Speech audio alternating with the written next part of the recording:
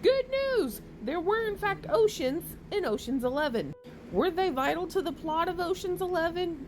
No. Did I in fact see 11 oceans? Also no. I don't think there's 11 oceans. There's like 7, right? Or 5?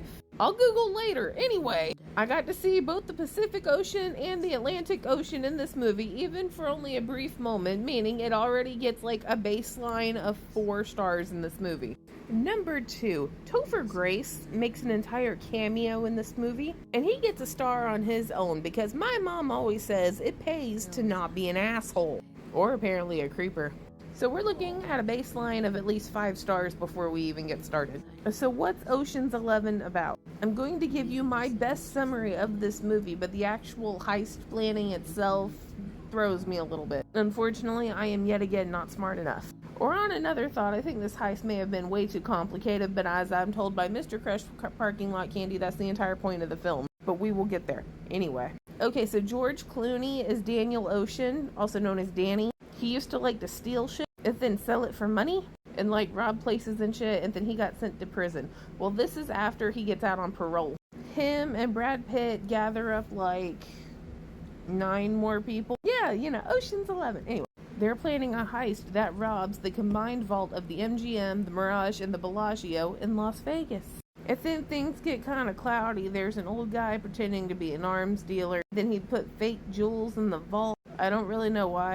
Casey Affleck is there. I think he was watching the monitor. There's a man that was stuffed inside of like this little like carrying cart that you're supposed to put the cage money in to get into the vault. And he got in there, so that was his whole job. And Bernie Mac is there too. And Matt Damon at one point has to pretend to be part of the Nevada Gaming Commission. Essentially all this, and they get into the vault and they manage to rob $163 million.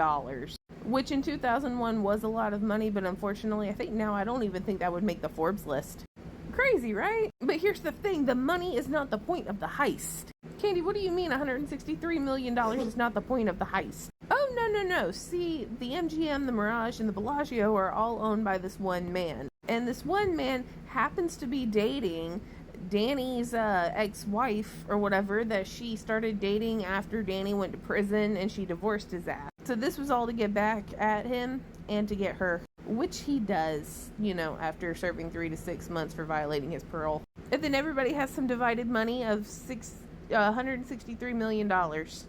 Okay, so after some Googling, they'd have just under like 15 million each. Now, did I like it?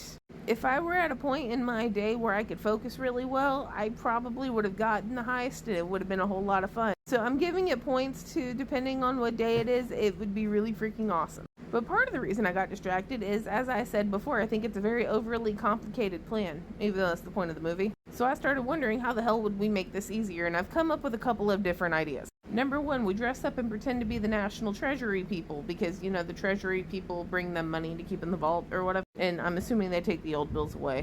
But you replace the old bills with fake bills, and then you run away with the old bills. Plan number 2 would involve someone extremely skinny and not afraid of spiders.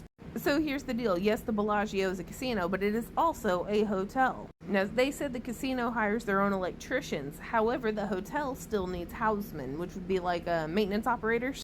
And maintenance operators do like patchworks and they do electrical. They do all that shit, right? So you get a couple of guys to go into a room and pretend to be like, oh, we're reinstalling some drywall, which means they would have to cut like a big hole out of the drywall. But blam, now you have access to in between the rooms and you can go up and down in the building without ever being seen. Plus you have access to live wires, water mains, whatever you need to do. You can cut the entire power, including backup generators, and you can squishy down into the vault. And then the vault has recessed lighting, which means there are cans installed in the ceiling, and it doesn't take a whole lot to actually move one of those cans, which means you could just like take the can out of the hole and blam, you just got to make the hole bigger. Number 3 involves sensory overload. You're going to pay a bunch of guys like $10 million each to install a fake hostage situation. And while all that's going on, everybody's scared, everybody's running, everybody's screaming. But blam, kitchen fire. So now you have fire, you have the threat of violence, you've got alarms going off, there's sprinklers going. That's all I got for that one. But anyways, I'm going to give it like 8.5 out of 10 because this was a lot of fun. Also, there's like 3 more movies, plus you have Ocean's 8, but I did see Ocean's 8 and I didn't really like Ocean's 8, but you know, more to come. So 8.5 out of 10. Okay, bye. You got to know when to hold 'em, know when to fold 'em.